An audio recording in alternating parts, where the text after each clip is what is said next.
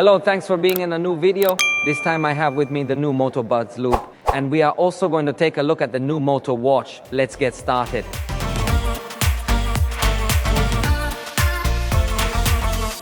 Well, this is Motorola's new accessory offering.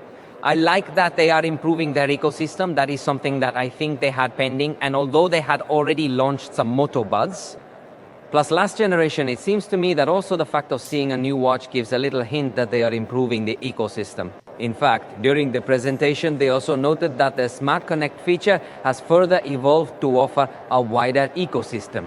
So let's start by focusing on the Moto Buds Loop, which, trust me, have a very appealing design, one of their strongest features. Initially, they might not seem like particularly special headphones, but when you open them, you'll see a design that resembles a piece of jewelry right here in your ears. Therefore, it has a particularly special focus on style, similar to many products that Motorola has released recently. In this case, they are opting for an open format. So these are not headphones with silicone pads or anything similar. Actually, they will not fully cover your ear, allowing you to hear everything happening in your surroundings without any issues. In fact, it's worth noting that these headphones are part of a special collaboration with Swarovski, which is responsible for the design. For the sound quality, they have partnered with Bose. Naturally, there is also an option without the jewelry look, which I will show you shortly.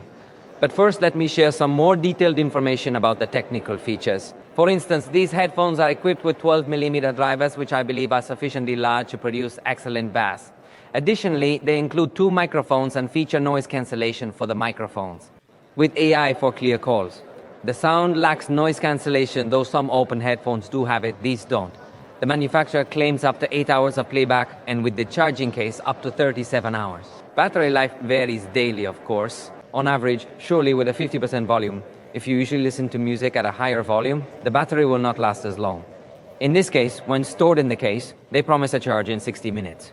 They have as a special feature the spatial audio developed by Bose. They also offer a water-repellent design, although they do not have any IP certification. Being Motorola headphones, we would expect them to have Google Fast Pair, although it is something I cannot confirm yet because they do not have battery. However, there is a pairing button included, which allows you to quickly connect it to other devices. It seems that wireless charging won't be an option.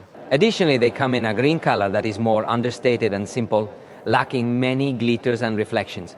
Although these headphones have not yet announced their availability in Mexico, they will be available soon in that region and others as well. Unfortunately, the price is still unknown, and it is highly probable that the version in partnership with Swarovski will be priced higher, while the green version is likely to be more affordable. Regarding the Moto watch, I must say that I am currently a bit disappointed. The reason is that I haven't been able to test it yet. It's not configured, and I can't connect it to any of my cell phones. Therefore, there is not much I can share about it at the moment, apart from showing it to you. It's a straightforward watch, not particularly advanced. It doesn't run on Wear OS, making it a basic model from Motorola's own lineup, which will, of course, consume. The watch is designed to gather typical data like heart rate, oxygen saturation, step count, and an estimate of calories burned. However, it stands out by providing up to 16 hours of battery life. They guarantee that with just a quick 5-minute charge, it can operate for an entire day.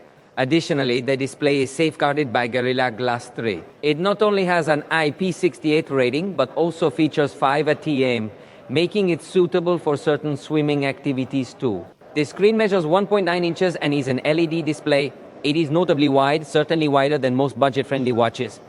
With a peak brightness of 1000 nits, it supports an always-on display feature. Naturally, it will receive notifications and let you control your music. However, I must emphasize that we are not able to configure it just yet. In my opinion, to gain a more comprehensive understanding of this watch, we will require some additional time to connect it and learn every detail about it. For the moment, let me know your thoughts in the comments since we've come to the conclusion of this video. If you enjoyed it, you know you can show your support, and we'll catch you in the next one.